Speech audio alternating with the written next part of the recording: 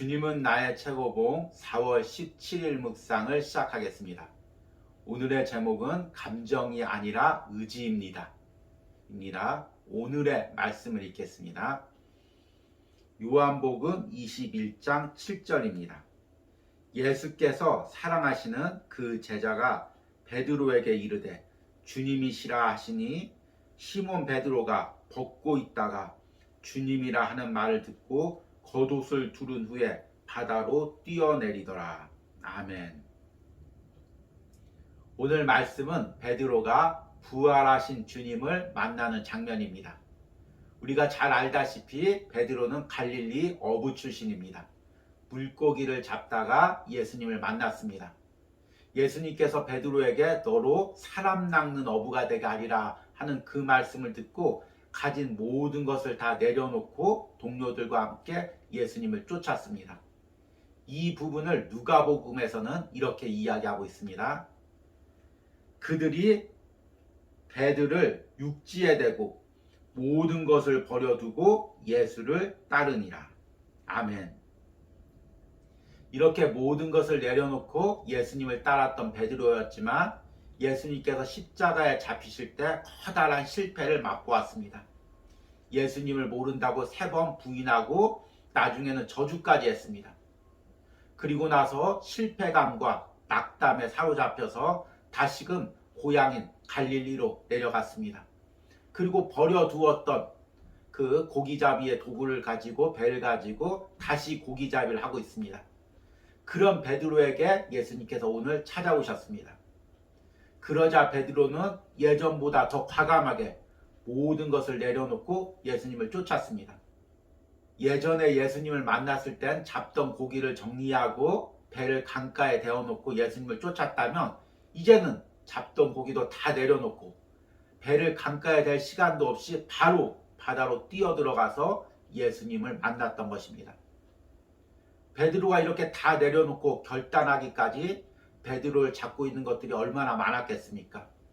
외적인 상황이지만 내면적인 감정들, 자기 안에 있었던 실패감들, 죄책감들, 예수님을 차마 볼 수 없다고 하는 정죄감들, 이런 모든 내면의 감정까지 다 내려놓고 예수님을 만나러 왔던 것입니다. 오늘 묵상을 통해 내 안에 예수님을 만나지 못하게 하는 나를 잡고 있는 감정들, 또 외적인 상황들, 그런 것들 내려놓고 예수님을 만난다는 의미가 무엇인지를 묵상해 보시기 바랍니다. 오늘의 묵상입니다. 힘과 뜻을 다해 무조건 모든 것을 다 내려놓았던 위기를 지난 적이 있습니까? 그것은 의지의 위기입니다. 외적으로 여러 번 상황적인 위기를 당할지라도 내 의지에는 아무 변화가 없을 수 있습니다. 진정 자신을 내려놓는 깊은 위기는 외적인 것이 아니라 내적인 것입니다. 심지어 외적인 것을 내려놓는 것이 내적으로 철저하게 뭔가에 얽매여 있는 조짐일 수 있습니다. 마음을 다해 당신의 의지를 예수 그리스도께 드린 적이 있습니까? 이는 감정이 아닌 의지의 문제입니다. 감정은 단지 이러한 의지적 활동의 포장지일 뿐입니다. 만일 감정을 앞세우면 당신은 결코 의지적인 해결을 할 수 없게 될 것입니다. 결단하고 나면 어떻게 될지 하나님께 묻지 말고 얕든 깊든 깨달은 것에 대해 실천하기로 결단하십시오. 만일 풍파 가운데서 예수 그리스도의 음성을 들었다면 당신의 주관적인 확신이나 논리는 바람에 날려보내고 오직 주님과의 관계만을 유지하십시오. 아멘. 우리는 흔히 자신 안에 있는 감정을 거스릴 수 없는 것으로 생각합니다. 마치 커다랗게 흐르는 강처럼 그 강물의 흐름을, 감정의 흐름을 나는 따라갈 수밖에 없다고 생각합니다. 그래서 현대 문화는 인간 내면 안에 있는 감정에 충실하라고 이야기합니다. 흔히 드라마를 보면 주인공 친구들이 주인공에게 충고를 합니다. 내 감정에 충실해. 무슨 의미입니까? 이 감정이 이끄는 대로 끌려가라는 의미입니다. 그러나 그리스도인은 결코 감정에 의해서 끌려다니는 존재가 아닙니다. 그리스도인은 성령의 힘으로 자신 안에 있는 감정을 다스리는 존재입니다.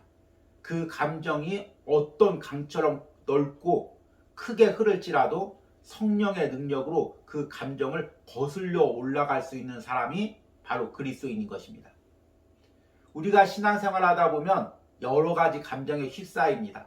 어떤 때는 긍정적인 감정, 감사와 기쁨의 감정에 휩싸여 주님께 쉽게 나올 수도 있습니다. 그런데 어떤 때는 낙담과 우울감과 좌절의 감정에 빠져서 주님께 나오지 못할 때도 있습니다. 그러면 어떻게 해야 할까요? 그 감정에 끌려다니면서 주님과 멀어져야 될까요?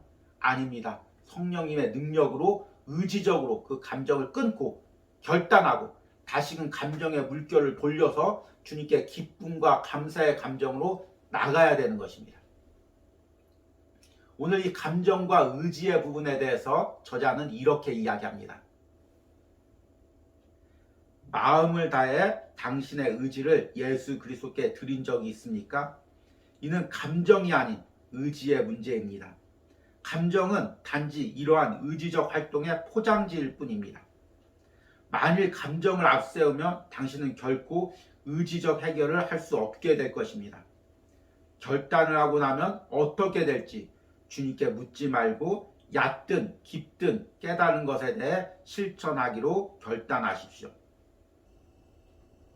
베드로는 예수님을 배반했다는 실패감과 낙담의 감정, 죄책감에 휩싸여 갈릴리로 내려갔습니다.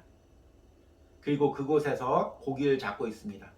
지금 베드로를 갈릴리 그 바닷가에 붙잡고 있는 것은 생업의 문제가 아니라 외적인 문제가 아니라 베드로의 내면의 문제였습니다. 예수님을 배신했다는 그 죄책감, 낙담감, 우울감이 베드로를 끝까지 잡고 있었습니다. 그때 부활하신 예수님께서 베드로에게 나왔습니다. 베드로가 예수님께 나가려고 할 때 베드로의 내면의 감정은 끝끝내 베드로를 잡고 놔주지 않았을 것입니다. 너는 실패했어. 너는 예수님 만나도 또 실패할 거야. 네가 무슨 면목으로 예수님 앞에 나가려고 해? 베드로 스스로 안에서 베드로를 낙담하게 하고 정죄했을 것입니다. 그런데 베드로는 그 모든 감정을 끊고 의지적으로 결단하고 바닷속으로 뛰어들어가 예수님을 만났습니다. 오늘 부활의 아침입니다. 이제 부활하신 예수님을 우리가 만나러 가야 됩니다. 그런데 그 예수님을 만나러 가지 못하게 하는 내 내면의 감정들이 무엇입니까? 비록 내가 몸은 예배 자리에 있더라도 깊게 예수님을 만나지 못하도록 하는 내 내면의 낙담과 우울과 죄책감과 여러 가지 감정들은 무엇입니까? 그것들을 성령이 주시는 능력으로 끊어버리고 다시금 내 감정을 온전히 기쁨과 감사로 부활하신 예수님께 돌려드리는 은혜가 있길 바랍니다.